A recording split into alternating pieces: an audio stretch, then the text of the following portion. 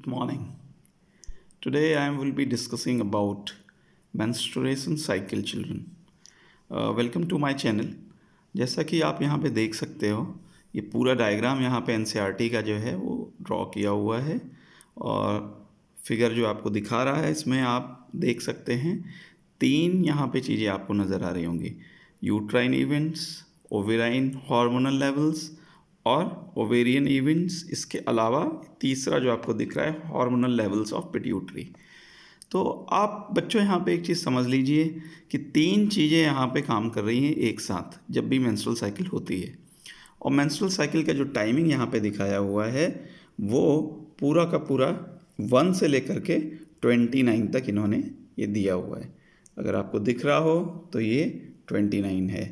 तो इसमें फेजेस में इसको बांटा गया है बच्चों। पहली फेज़ जो है वो है आपकी फॉलिकुलर फेज़ और दूसरी फेज़ जो है आपकी वो है ल्यूटल फेज़ और ये जो लास्ट में है ब्लीडिंग फेज़ आ जाएगी दोबारा से और ये नेक्स्ट साइकिल कही जाती है। तो अब एनसीईआरटी के अंदर अगर हम चलते हैं तो इसमें आपको क्वेश्चंस जो आते हैं बेसिकली वो ये रहते हैं कि पहला आप ये बताइए कि मेंस्ट्रुअल साइकिल को किन फेजेस में बांटा गया है। तो फॉलिकुलर फेज़, मल्टीप्लिसिटरी फेज़ भी बोली जाती है।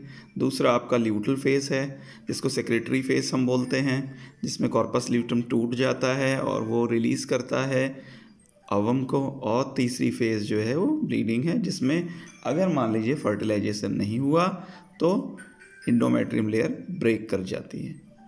Now coming to the first phase, let us now discuss uterine events में क्या होता है।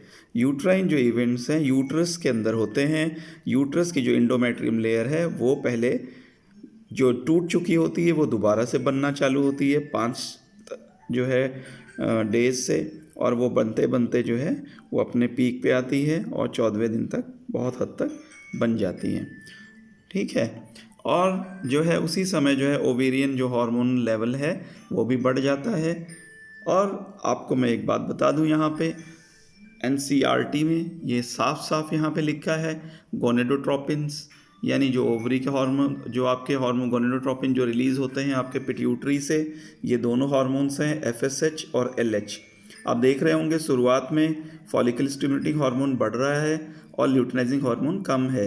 धीरे धीरे करके जैसे ही 14वां दिन आता है तो ल्यूटिनाइजिंग हार्मोन भी और एफएसएच भी दोनों ही अपनी मात्रा में बढ़ जाते हैं। दोनों पीक पे होते हैं जब 14th डे होता है, पीक पे होते हैं। यही यहाँ पे इन्होंने लिखा भी हुआ है। Gonadotropins FSH and LH increases gradually during the follicular phases and stimulates the follicular development as well as the secretion of estrogens। अगर क्वेश्चन आता है कि फॉलिकल का डेवलपमेंट मैक्सिमम कहाँ पे है तो 14th डे में होता है और एफएसएच की मात्रा बहुत ज़्यादा होती है। इसके अलावा जो है अगर आप देखेंगे एस्ट्रोजन जो है उसका जो सिक्रीशन है वो भी यहाँ पे रहता है by growing follicles, the follicular phase and the stimulates follicular development as well secretion of the estrogen. Estrogen भी वहाँ पे रिलीज होता है। एलएच और एफएसएच पीक लेवल पे होते हैं जब 14th डे होता है। ये आपको दिख रहा होगा 14th डे पे पीक पे है। Rapid secretion of LH leading to its maximum level during the mid cycle of, इसको हम क्या बोलते हैं, एलएच सर्ज, जिसके वजह से ग्रेफिन फॉलिकल फट जाता है और इसमें ओव्यूलेशन हो जाता है। ये यहाँ पे डायग्राम पे इन्होंने उसी चीज़ को दिखाया हुआ है। ओव्यूलेशन फेज जो आपकी जा रही है ये ओव्यूलेशन है, 14वें दिन पे होता है, 14 डे पे होता है। जैसा कि आप यहाँ देखेंगे 13 और 15 के बीच में यहाँ पे ये हो रहा है ओव्यूलेशन। और ये जो एस्ट्रोजन है इसका लेवल भी यहाँ पे बढ़ रहा है।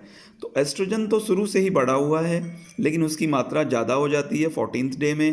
प्रोजेस्टेरॉन जो है बच्चों वो घट जाता है, लेकिन प्रोजेस्टेरॉन जो है वो बढ़ेगा अगर यहाँ पे फर्टिलाइजेशन हो जाता है तो ये और बढ़ेगा, लेकिन अगर फर्टिलाइजेशन नहीं होता है तो फिर ये घटना चालू होता है।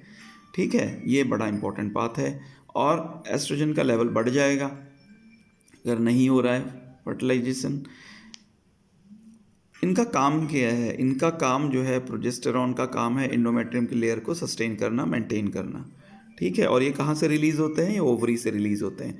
ये दोनों ओवेरियन हार्मोन्स होते हैं। किसके इन्फ्लुएंस में रिलीज होते हैं? ये रिलीज होते हैं हमारे पिट्यूटरी हार्मोन्स के इन्फ्लुएंस में ही ये भी रिलीज होते हैं। Now let us discuss more about it. Rapid secretion of LH leading to its maximum level during the mid cycle of LH surge indicates rupture। तो rupture हो जा रहा है, जैसा कि हमने बात की थी। द ओव्यूलेशन यानी ओव्यूलेटरी फेज के बाद ल्यूटल फेज आती है, और जो ये ल्यूटल फेज है इसमें जो रिमेनिंग पार्ट्स हैं ग्रेफिन फॉलिकल के वो ट्रांसफॉर्म हो जाएंगे कॉर्पस लूटम में। कॉर्पस लूटम जो है वो सिक्रीट करेगा बहुत ज़्यादा प्रोजेस्टेरॉन को, जो कि इंडोमेट्रियम की लेयर को बनाने के लिए बहुत इंपॉर्टेंट है। इसीलिए मैंने बोला था प्रोजेस्टेरॉन जो ओवेरियन है वहाँ से और कॉर्पस लूटम से दोनों से निकल करके जो आएगा तो मिला के बढ़ जाती है उसकी मात्रा अगर फर्टिलाइजेशन हो जाएगा तो।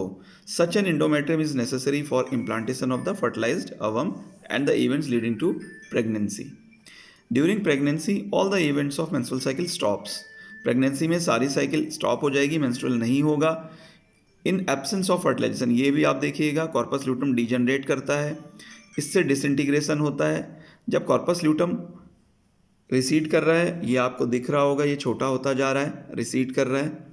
और जब बच्चों ये रिसीड करता है तो उस दौरान में ये सारे हार्मोन्स अपने वापस इस लेवल पे आएंगे, जैसे कि यहाँ दिखाया एस्ट्रोजन बढ़ जाएगा, प्रोजेस्टेरॉन यहाँ पे थोड़ा कम हो जाएगा और ये मेंसेस यानी ब्लीडिंग चालू हो जाएगी।